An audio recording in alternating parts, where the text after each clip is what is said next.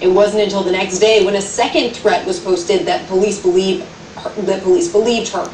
That's because police took her son's phone and laptop the day before. I feel like that the school felt pressure from the community to do something, and I understand the commitment to student safety, but in this case, they failed my student. Tonight, the teen who posted both threats is facing charges. He could be looking at more punishment for trying to frame a fellow classmate.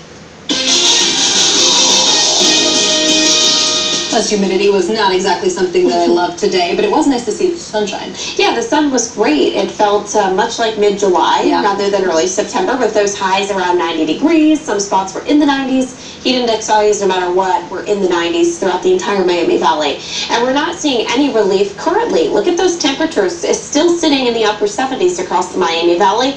And you have those dew points that have really jumped up. Our dew point temperature now is at 70 degrees. And before we came on air, I actually heard reporter Sean Cudahy talking about how muggy it was outside. No surprise when you look at the actual number there. And when you have dew points this high, you know your air temperature cannot fall very far. In fact, your overnight low is expected only to fall to about 70 degrees by tomorrow morning. So it is going to stay warm all night long. And tomorrow morning, when you start out that warm, it doesn't take much to get those temperatures well back into the 80s and into the 90s across the area. Now, we will stay quiet tonight. We'll have a few more clouds that will push in by tomorrow morning, but we stay dry, at least for the time being. Here is your bus stop forecast for tomorrow at 6 a.m., around 71 degrees. At lunchtime, already heating into the mid-80s, and by 4 o'clock, we're near 90 degrees. Some spots will hit 90, but regardless, it will feel like those lower 90s with that humidity. And that may spark off a few isolated showers and thunderstorms. Here's what it will feel like tomorrow afternoon across the Miami Valley. It's going to feel like 92 degrees in Wilmington, 92 in the city of Dayton, roughly lower 90s throughout the area. And that heat and humidity will remain, not only for Wednesday, but Thursday and Friday too, as we get to the mid-90s for your heat index values both days.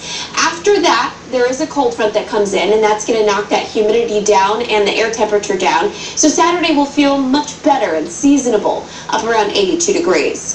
Futurecast shows for tomorrow. We start out dry with those clouds moving in tonight.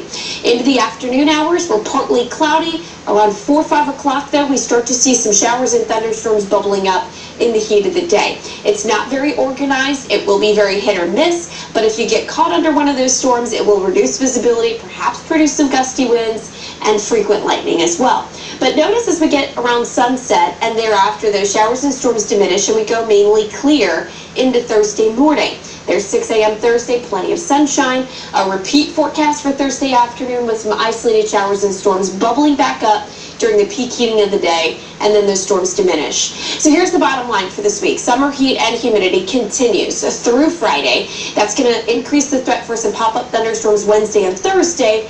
Best chance for storms, though, is going to move in on Friday with an actual cold front. So here's Friday for you. We start out dry. We have sunshine once again.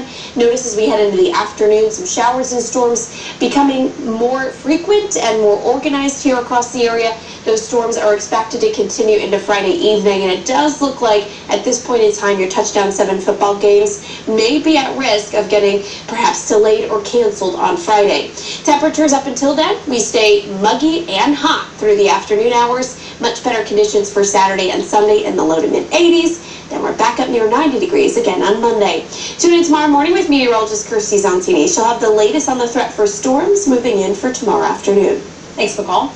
New numbers just released by Ohio State Highway Patrol show teen drivers were involved in more than 132,000 crashes between